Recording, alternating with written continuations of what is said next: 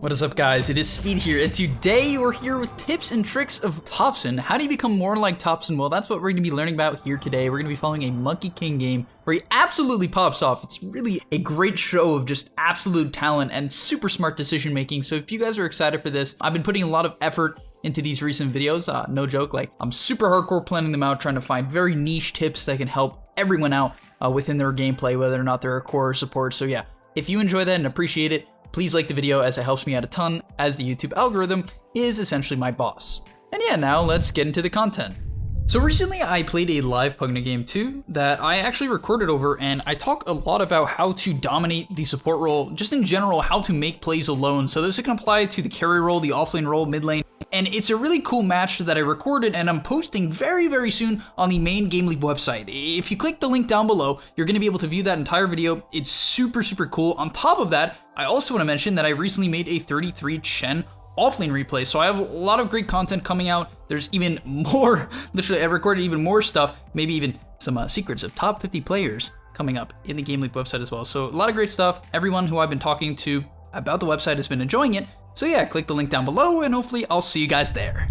Alright, so there's a couple things I want to mention about the laning stage. Number one is itemization, and if you want to be like Topson, well, you have to itemize based upon your matchups basically perfectly every single game. And what we're going to see here is that he rushes boots in an Orb of Venom and doesn't buy any stat items. Now, what's the reason for this? Well, how the Monkey King SF matchup works is that if one of the other person doesn't commit, right? If the Monkey King doesn't commit onto the SF once he gets a lot of levels, or the SF doesn't raise the Monkey King a lot, one or the other of them is going to die. This is not just a stalemate lane at all. And so he rushes boots in an Orb of Venom to guarantee that he can close the gap on the SF and prevent himself from getting triple raised, which is the key to this matchup. So really, this is how you have to itemize here.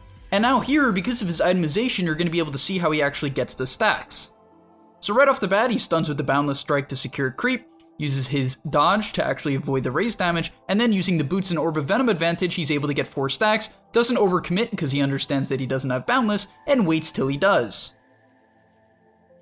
Now in this case, he sees the SF going for this Invis rune, rotates over, gets 1 hit in, but then resets back to the wave. In fact, he's so smart that he actually basically fully understands that the SF is guaranteed to come back here, pinging it out, telling his Earthshaker to come here. He's like, Earthshaker, come here, the SF is coming. And yeah, it's a perfect read. SF ends up coming back, shows on the wave.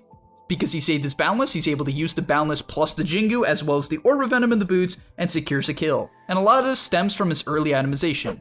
The next thing I want to show is this really bizarre and complex cart wave trick. Now, what we're going to see in a second here is that he drags the 446 wave. Now, this can be applied to either side and takes it all the way around. And this might seem weird, like why not just dive the SF? Why would he even bother to bring this wave all the way around? But it actually ends up giving him this odd advantage that I've frankly never seen before. So after staticking the wave in between his tier 1 and tier 2 tower, he once again instructs the Earthshaker to come mid, right? This is something that high MMR mid players always do. They communicate with their position 4s and let them know about their power spikes. Following that, because the cart on the enemy's side ends up dying immediately to the tower, he's able to pressure with his wave here, and you're going to see with the phase boots timing, once again, movement speed is key against SF, he's able to close the gap, secure a kill onto the SF, tank the tower with this phase boots as well as, Jingle combination, and then has a double wave with the cart. And this all stems from the fact that he dragged that original 446 wave.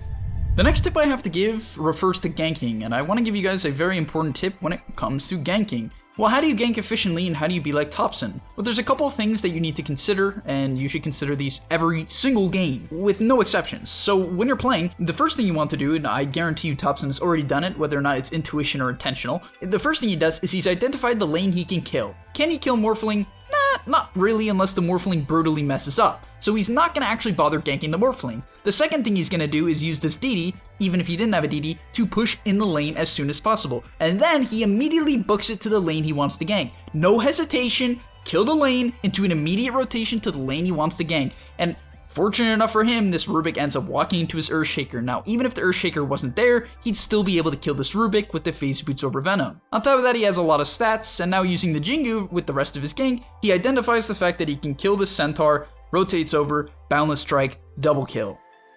And that all just stems from the fact that he knows that he can kill Rubik Centaur, but he can't really kill Morphling. The next thing I want to mention is 2 different items. First, by obs, guys, you're going to notice there's one in his inventory, and sure, his friendly Winter Wyvern warded this hill. But I want to ask you a question. If you're in the SEA server, where you're 2k or 3k MMR, is someone going to ward this hill for you?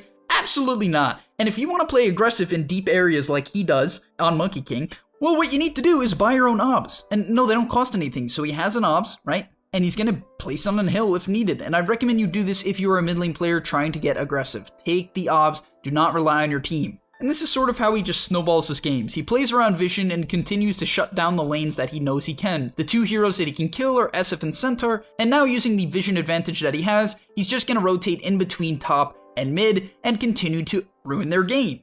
And now if we look at the net worth chart, this Centaur, who is having a fine match, is all of a sudden 2,300 net worth behind. The SF has absolutely no game due to Topson's absolutely dominant at the laning stage, and this is how you have to play if you want to get to Topson's level. Alright, so moving on here, I want to talk about a very important key point that basically no one ever considers. It's around 11 minutes in, and he just died on the top side of the map. Now, this is a high MMR game, and therefore the wards will get dewarded. In fact, even if it is 2k, 3k, 4k, or 5k, it doesn't matter. The wards will probably get dewarded in an area that was recently ganked. And because he understands this and knows he does not want to play in an area with no vision, he doesn't go back to top lane anymore. And this is how Topson functions. He will only play in areas that are not developed by the enemy team. What do I mean by that? Developed areas are areas that are warded and controlled by multiple heroes. You do not want to play in developed areas as Monkey King, or Ember, or Storm, or Void Spirit if you are trying to make proper plays. And because of that, he once again identifies, I can ruin this Centaur's game, and that's exactly what he does. And the following sequence is very important. He tells his Earthshaker to, take the outpost. Once again, vision and developing areas is very important, and then he shifts back towards mid to either find a support or the SF jungling the area, and that's exactly what he gets, a disruptor. However, he does not overextend, right? You're going to notice that he did not overcommit. What's the reason for that? Well, if we look at the map, absolutely no vision. He doesn't see any of the heroes. He didn't know where SF was. He also didn't know if Centaur would come in. And because of that, he backs off. You don't overextend. You never overextend. Do not dive towers. Play areas, not towers. The next is a little bit of a minor tip, but what I want to note is that he wants to kill the Centaur mid, and all that he does before it is he goes into the trees before TPing. This is very important because it makes the enemy team very hard to track you. Also, what you'll notice is that they actually set up a gank onto Topson here. It's going to end up fail. This is some really good game sense by him, as well as the fact that he just wants to pressure this Centaur. So not only does he TP out of vision where he's trying to kill the Centaur, but he also TP'd in trees in the bottom lane. Now he doesn't end up getting the kill, but I still thought this was a very notable point. Moving on ahead here, I think this is a crucial point that a lot of people never really understand or ever even figure out in their entirety of their Dota career, and that is, when is it time to slow down? When you're playing Monkey King or Void Spirit or Ember, when do you actually slow down after ganking and ganking and ganking? Well, the answer is when they can start killing you, and you're gonna notice that he has 1400 HP, which doesn't really make him that tanky. He's not weak, but he's certainly not super tanky, and if you look at the levels now, they can start killing him. When Disruptor gets his ulti, Rubik gets, a bunch of spells, Morphling gets a lot of nukes, Centaur even begins to get tankier and harder to kill. This is the time when you want to slow down and start to farm. And that's exactly what he does. Once again, never ever playing in an area where his teammates are either not, or in areas where he doesn't have vision, and because of that, he's able to get a tower and farm a bunch of creep waves. In this next example, I want to show why you should never overcommit to bad fights. Well, they're 3k ahead right now. Topson is very strong. He has a Sacred Relic at 17 minutes, and he's 11-2, so usually you'd be very confident to fight. Well, the problem here is that Pangolier is dead, their Earthshaker is out of position, Winter's Curse has been used early, which is the synergy spell with Wukong's command, and overall it's just an awful fight if you looked at it, right? So he has some patience, immediately does not overcommit here, and actually backs off. Now it's very important to understand where he backs off to. He doesn't TP top, he actually doesn't go mid to defend the tower, he actually goes immediately back to bottom to farm it. And the reason why this is important is, this is actually the safest part of the map.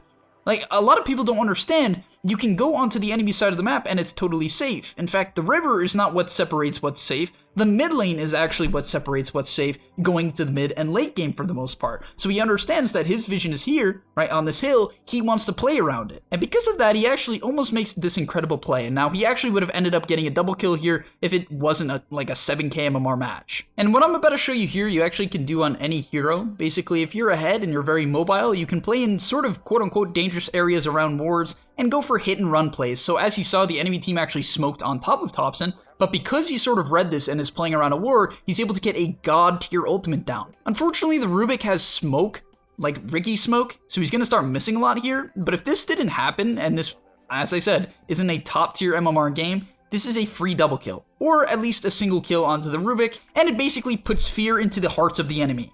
And once again, as I said, if this isn't a top tier match, he definitely does not die here, because as you can see, they literally bring 5 heroes. The coordination in different brackets just simply will not be this high, and because of that, he would have gotten a double kill, and you guys will too in your pubs if you make a play similar to that. And really, because I want to stress my point, I just need to get this down, because I've been coaching a lot of 3K and 2K safe lane players as of late. I'm very serious about that. And the reason why I need to say this is because it's a universal issue for basically everyone that I've ever watched, so it has to apply to you guys as well. If you are a safe laner, please stop farming on your side of the map. Stop going back to your triangle when you do not have to. You want to take aggressive farm away from your opponents and put yourself in a position where you can quickly show up the fights. On top of that, as I said, get around your vision. Tell your team to come to you if you are around the wards and take them and put them down on aggressive hills. And then if you can solo kill people around them with your item and level advantage, which he generally has this game, then you can kill people and have ultimate impact. Because what is the best possible play you can make in Dota in terms of farming? It's not just hitting creeps yourself, right? That's not the best play to make. The best play to make is to farm an aggressive area, take away from the opponent, and kill them. If you can do all of those things at the same time, which is what he is doing here, then you're going to gain MMR. Alright, I have a couple more points for you guys, and I'm really excited about these. So number one, I want to talk about why this is a winning fight. Well, there's a couple of reasons. So first off, his team sees them coming, and because of that, they can prep for it, right? If we look at the minimap, we saw the Morphling a second ago. They're going on the Topson Monkey King. He was able to get out. Great play. Even turns off his Radiance to make sure he's hard to track. Really cool stuff. But then moving on from there, basically anytime the enemy team pushes one of your towers, if you can get all 5 of your teammates to come, it's a big winning fight.